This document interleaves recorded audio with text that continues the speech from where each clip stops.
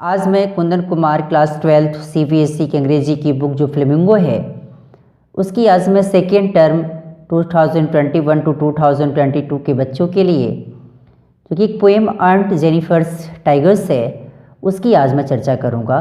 इस पोएम में हम देखेंगे कि पोएट आखिर इसमें क्या क्या बताना चाहते हैं, उसके बारे में भी आप इसमें देखेंगे। In this poem the poet addresses the constraints of married life experienced bye a woman. इस कविता में पोएट ये बताना चाहते हैं कि आखिर मैरिड लाइफ की जो कमियां हैं वो क्या क्या हैं जो कि एक महिला के द्वारा अनुभव किया गया है। Aunt Jennifer sweeps tigers into the panel. These tigers are brave and have no fear of men. Aunt Jennifer ये इसी में टाइगर्स के रूपों में जो कि एक पैनल के रूपों में चलने की कोशिश करते हुए इसमें अपनी बातों को बुनती है। और ये जो टाइगर्स हैं ये टाइगर्स बहादुर हैं और इसमें किसी भी आदमियों का कोई डर नहीं है। Aunt Jennifer is terrified by her dominating husband. Aunt Jennifer वो क्या है, बिल्कुल अपने जो हस्बैंड है डोमिनेटिंग हस्बैंड उससे वो बिल्कुल डरी हुई, बिल्कुल भयभीत हो गई है और भयभीत हो जाती है। Her fingers flutters due to the mental suppression.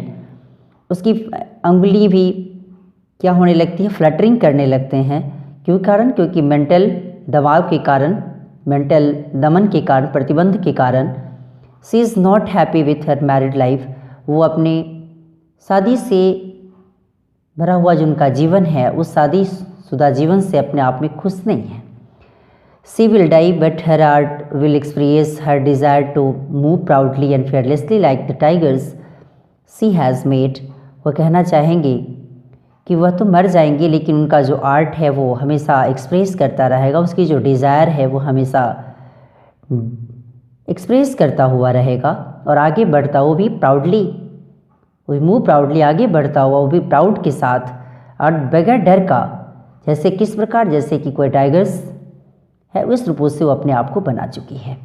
अब मैं ज़रा सा चर्चा करूं जो इस पोएट के बारे में, आखिर पोएट क्या क्या बताना चाहते हैं इसमें, उसी की चर्चा भी अब करेंगे। इसमें आप देखेंगे कि पोएम किसके द्वारा लिखी गई है, एड्रीने रिच के द्वारा। एड्रीने रिच का जन्म 1929 में हुआ, was born in Baltimore Maryland USA. Adrienne Rich का जन्म 1929 में बैलिटमोर मैरीलैंड यूएसए में हुआ। She is widely known for her involvement in contemporary women's movement as a poet and theorist. खास करके वह किस रूपों से जानी जाती है, तो अपने सहभागिता के लिए, किसमें, जिस समय लगभग विमेंस मूवमेंट जिस समय हुआ था उसी समय के समकालीन एक पोएट के रूपों में जाने जाने वाली एंड थ्योरिस्ट और सिद्धांतकार भी थे। She has published 19 volumes of poetry. वह लगभग कितने 19 वॉल्यूम्स ऑफ पोएट्री पब्लिश करी है, जिसमें 3 collections of essays and other writings. Even इतना ही नहीं, एसेज के 3 कलेक्शंस भी और दूसरे राइटिंग सेक्शन में भी उन्होंने पब्लिश करी है। और a strong resistance to racism and militarism echoes through her work. खास करके उनकी जो महत्वपूर्ण, जो सबसे ज़्यादा स्ट्रॉन्ग जो रेसिस्टेंस है, जो उनकी अपनी बाधा है, वो खास करके इस पर जातिवाद और सन्निवाद उनकी जो वर्क में इकोज होते रहता है। इकोज मतलब होता है गूंजना, ठीक है, वो गूंजते रहता है। The poem on Jennifer's tigers addresses the constraints of married life of women experiences. ये जो पोएम जो ऑन जेनिफर्स टाइगर्स है ये किसके बारे में हमें एड्रेस करती है, तो ये एक वुमेन एक्सपीरियंसेस कि अपनी एक मैरिड लाइफ में जो कमियां हैं, जो प्रतिबंध है, जो उनके ऊपर दबाव है, जो बहुत अधिक नियंत्रण करने वाली जो वर्क्स हैं, इसके बारे में बताने की कोशिश करती है। इसी में अब मैं जैसा चलता हूँ इसके हर एक स्टेंजा के ऊपर, हर एक स्टेंजा में इसके पोएट आखिर क्या क्या कहते हैं इसके बारे में जस्ट अभी हम देखेंगे। इसमें हम पढ़ते हैं तो मुझे पता चलता है कि ये 12 लाइन्स की पोएम है। इसमें प्रत्येक स्टेंजा में 4 लाइन्स हैं। इसकी राइमिंग स्कीम की मैं अगर बात करूँ तो राइमिंग स्कीम इसकी ए बी इसका राइमिंग स्कीम है। इसमें हम देखते हैं कि इसमें पोएट आखिर क्या कहना चाहते हैं। Aunt Jennifer's tigers prance across the screen. Aunt Jennifer की जो टाइगर्स क्या इठलाते हुए स्क्रीन पर चल रहा होता है।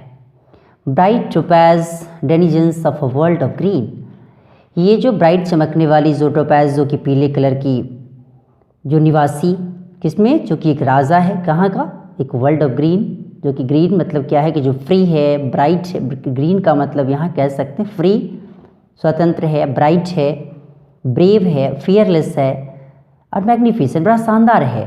वो बिल्कुल उसी प्रकार से चमकता हुआ जो कि निवासी है कहाँ का, तो वर्ल्ड ऑफ ग्रीन का। डेनिजन्स मतलब निवासी, टोपैज मतलब जो कि शाइनी और पीले कलर का होता है, उसी को हम टोपैज के नाम से जानते हैं। They don't fear the man beneath the tree, वे थोड़ा भी नहीं डरते।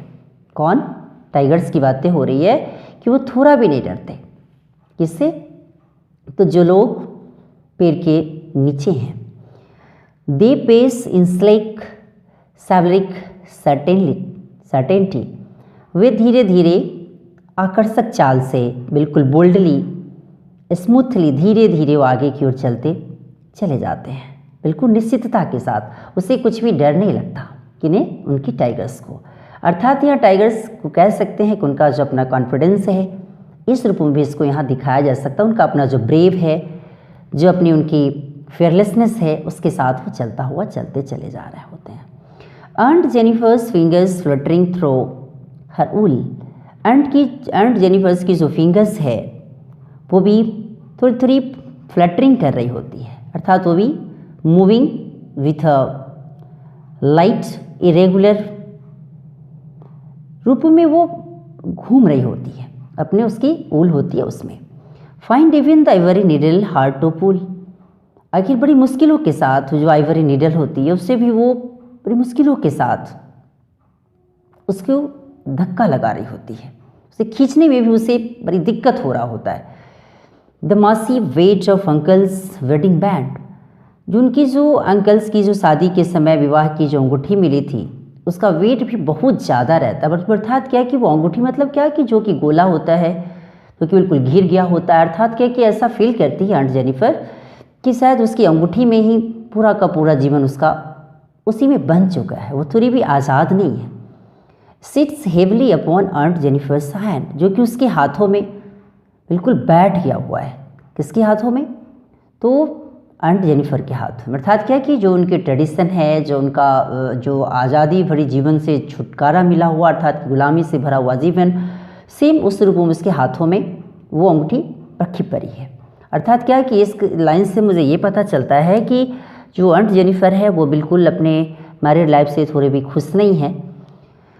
When aunt is dead her terrified hands will lie, जब अगर आंट अगर मर जाएगी, अगर आंट मर जाती है अगर, तो हर टेरिफाइड हैंड्स विल लाई, उसकी जो भावी जो हाथ हैं, जो उसकी बाहें हैं, वो हाथ परे के परे रह जाएंगे। अर्थात क्या कि उसमें से वो बचकर निकल नहीं सकती। Still ringed with ordeals she was mastered by, उसकी जो रिंग्ड, जिसकी हाथों में जो पहनाई गई जो अंगूठी है, वो जो कि अग्नि परीक्षा वाली, जो कठिन परीक्षा के समय जो लेने वाली जो अंगूठी है, वो अभी भी उसके हाथों में बची की बची रह जाएगी, उसमें भी वो फ्री नहीं रह पाएगी। सी वॉज मस्टर्ड बाई, क्योंकि वहाँ मस्टर्ड बाई के बाद लगना क्या चाहिए था, तो जो हस्बैंड के द्वारा जो मस्टर्ड होती है, उससे भी वो भी जो उसकी रिंग्ड के थ्रू, अर्थात क्या कि रिंग्ड बोले तो हस्बैंड के रूपों में, वो हस्बैंड की जो दी उस समय जो उनकी हाथों में जो पहनी हुई अंगूठी हैं, उसी के द्वारा अभी भी वो मस्टर्ड होगी। मास्टर मतलब क्या है, किसी के ऊपर अपना अधिकार जमाना, मालिक के सेंस में। The tigers in the panel that C made, वो टाइगर्स हैं जो कि वही अपने पैनल में चल रहे होते जिसने उसे वो बनाई है। Will go on prancing proud and unafraid, क्योंकि धीरे धीरे वो prancing इटलाते हुए चल रही होगी, कहाँ प्राउड, बिल्कुल प्राउड के साथ, एंड अनअफ्रेड, बिल्कुल बगैर कोई डर का। अर्थात क्या कि उसे ऐसा लगता है कि मरने के बाद भी जिंदा रह पाएगी, अर्थात क्या कि उसके पास थोड़ा भी डर नहीं होगा।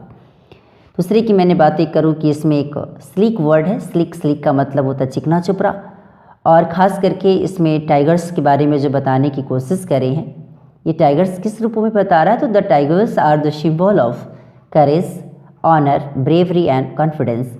इसमें टाइगर्स जो वर्ड जो इंडिकेट किया गया है, टाइगर्स क्या है?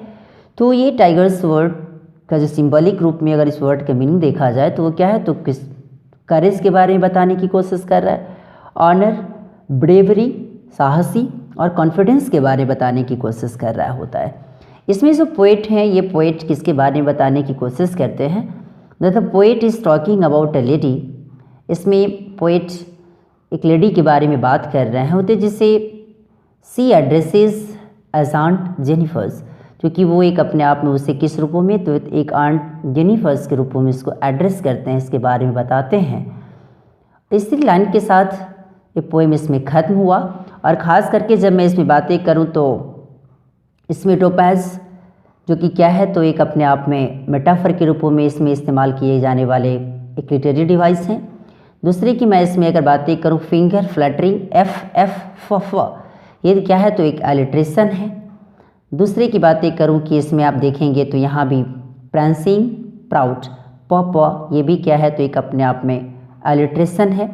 इसकी राइमिंग स्कीम के बारे में अभी आपको मैंने बता ही दिया, ए बी इसकी राइमिंग स्कीम है। और इसी के साथ ये पोएम आज आपका कंप्लीट हुआ। और ये वीडियो आपको कैसा लगा इसके बारे में लाइक, सब्सक्राइब एंड कमेंट करना ना भूलें। Thanks a lot.